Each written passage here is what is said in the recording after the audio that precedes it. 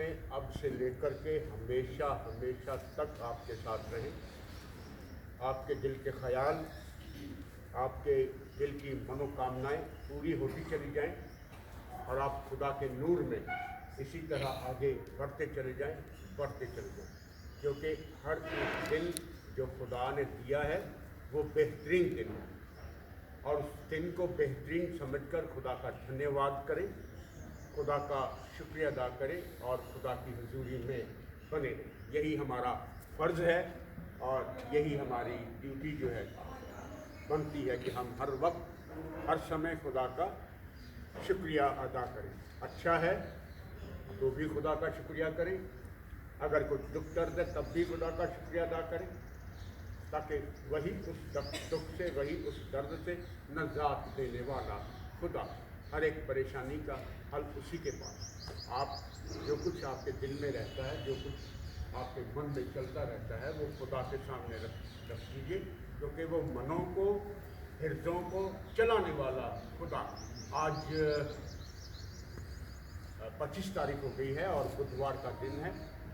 जैसे कि मैं आपसे पहले से बयान कर रहा हूँ कि 26 तारीख का दिन जो है वो क्रिश्चियनिटी के अंदर एक महान दिन कहलाता है और सबसे महत्वपूर्ण दिन है कि जहाँ से खुदा निकला, जहाँ से खुदा आया, जहाँ से उसका बेटा मसीहा आया, वहीं पर फिर वो वापस चला जाता है। ये कल का दिन होगा, असेंशन डे होगा कल सुबह। आप सबको दावत है कि आप उसमें आएँ और उस दिन के कलाम को सुनें और पहचानने की कोशिश करें। आज उससे एक दिन पहले का जिक्र हो रहा है, जब मसीहा को पता लगा कि अब मेरा स्वर्गों पर उठाया जाना निश्चित हो गया है, मुझे अपने पिता के पास जाना है, तो उसने फिर से अपने चेलों के साथ बातचीत करनी चाहिए।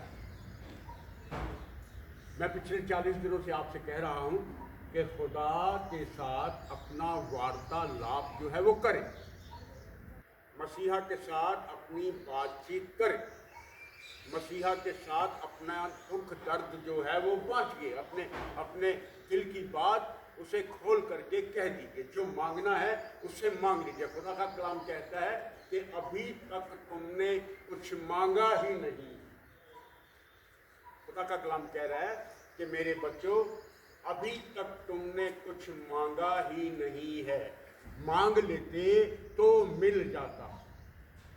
मांगते हो तो अपने स्वार्थ के लिए मांगते हो। आज अपना स्वार्थ छोड़ करके खुदा से, अपने दिल से बातचीत करें, दिल से मांगे। आज खुदा के इकलौते बेटे मसीहा का जिंदा होने के बाद का आखिरी दिन है। कल वो आप लोगों के सामने स्वर्गों पर उठा लिया जाएगा। कल का जो मैसेज होगा बेहतरीन मैसेज होगा और दूसरों को भी बताएं कि उस मैसेज के लिए, उस खुदा के कलाम के लिए अपने आप को तैयार करके ले आएं।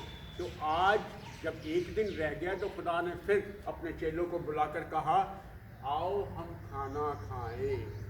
जैसे सलीब पर चढ़े जाने के बाद उन्होंने आखिरी खाने में कहा था ना, मेरी बहुत तमन्ना थी, मेरा बहुत दिल था कि मैं तुम लोगों के साथ आखिरी खाने में शरीक हो जाऊं, द लास्ट सफर। आज फिर कहता है, आज स्वर्गों पर जाने से पहले फिर से कहता है कि आओ हम मिल करके, आओ हम शिरकत करें, एक खाने में शिरकत करें, आओ हम भोजन करें। इंग्लिश की बाइबल, इंग्लिश वर्जन में लिखा हुआ है, लेट्स हैव द ब्रेकफास्ट। सुबह सुबह का मौसम है, अपने चेलों को बुलाता है कि आओ हम भोजन करें, आओ हम खाना खाएं।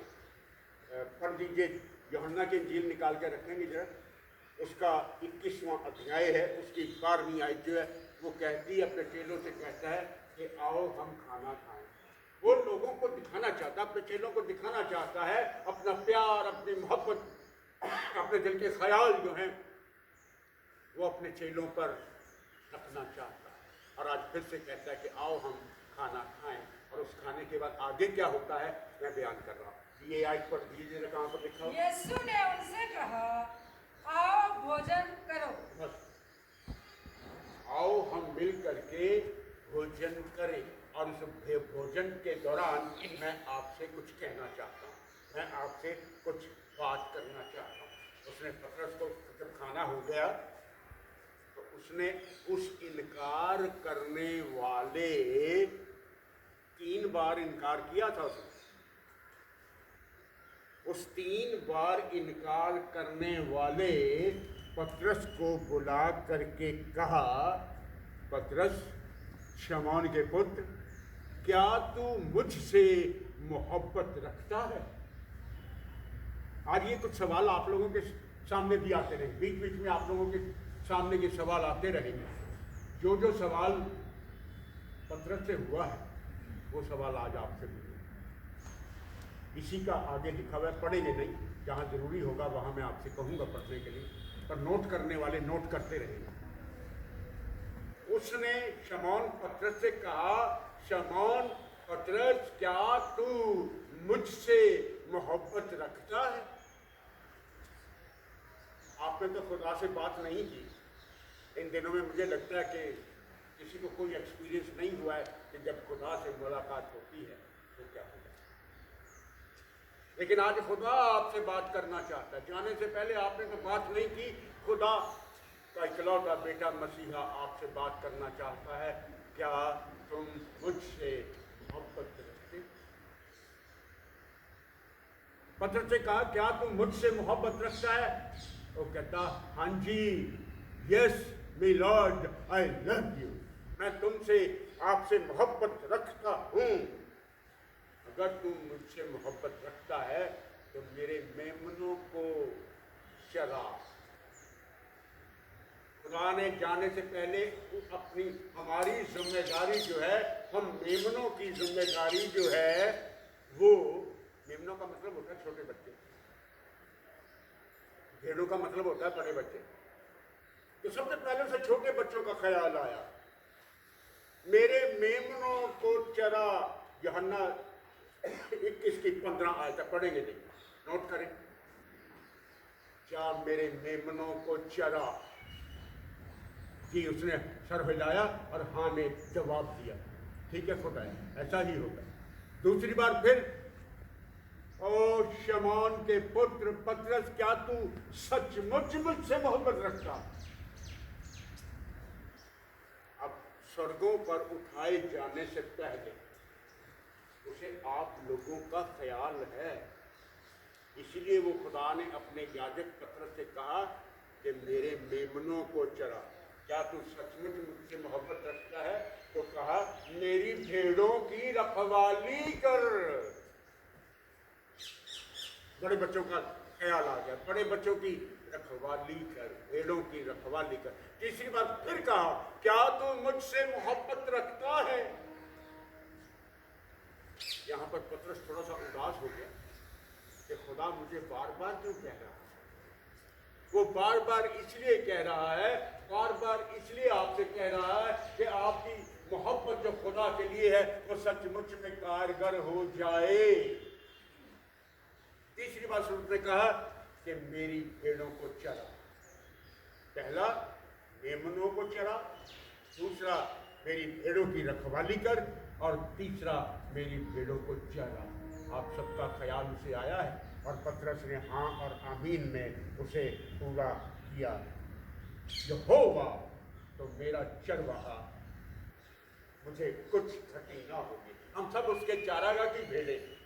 खुदा का कलाम कहता है कि यहोवा परमेश्वर मेरा चरवाहा है, मुझे कुछ घटी ना होगी। वो मुझे हरी हरी चराइयों में बिठा देता है, वो मुझे सुखदाई जल के झरने के पास ले चलता है।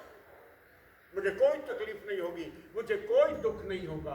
आज माय डियर फ्रेंड्स, मेरे बच्चों, स्वर्गों पर उठाए जाने से पहले वो आपसे कहना चाहता है कि आप मेरी भेड़शाला की भेड़े हैं। मेरे बाद कहीं ऐसा ना हो जाए कि आप तितर बितर हो जाओ। आप भेड़शाला का जो बाड़ा है उसे तोड़ डालो। कोई शैतान उस भेड़शाला के बाड़े को तोड़ ना डाले। अपने रास्ते से भटक मत जाना, अपना बाड़ा तोड़ मत लेना, तितर बितर ना हो जाना। अच्छा चरवाहा तो मैं हूं। अच्छा चरवाहा अपनी भेड़ों के लिए जान दे देता है, और उसने आप जैसी भेड़ों के लिए अपनी जान दी है कि नहीं दी? अच्छा चरवाहा मैं हूं, I am the good shepherd, और अच्छा चरवाहा अपनी भेड़ों के लिए जान तक दे देता है। खुदा ने आपके लिए आप सबके लिए अपनी जान कुर्बान की है, और अपना पाप और पवित्र लहू जो है ना वो बहाया हुआ है।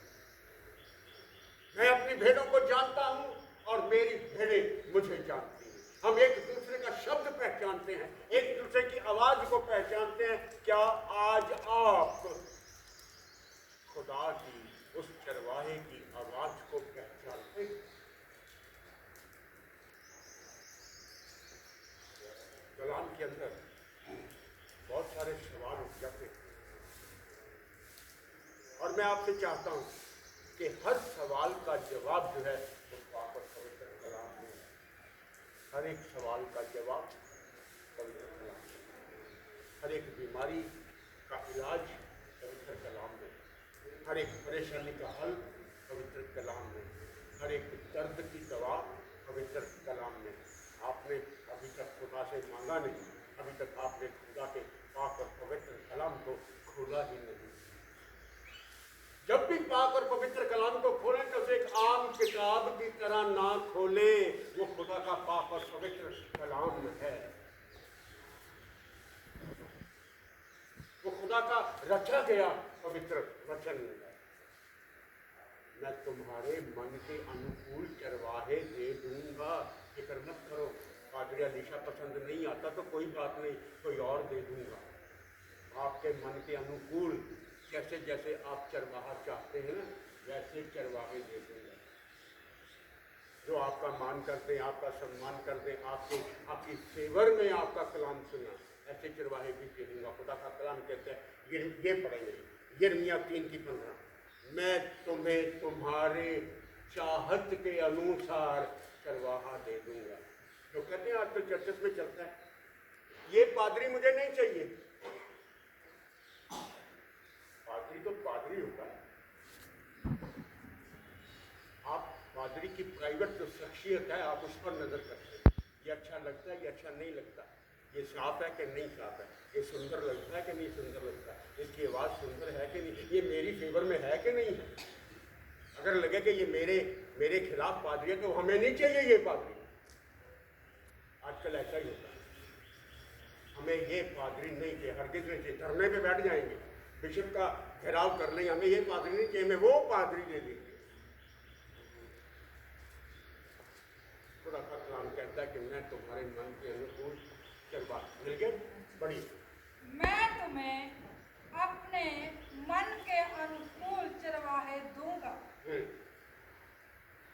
मैं तुम्हें तुम्हारे मन के अनुकूल चरवाहे दे दूंगा जो तुम्हें, आगे पढ़िए पूरा कीजिए, जो ज्ञान और बुद्धि से तुम्हें चराएंगे।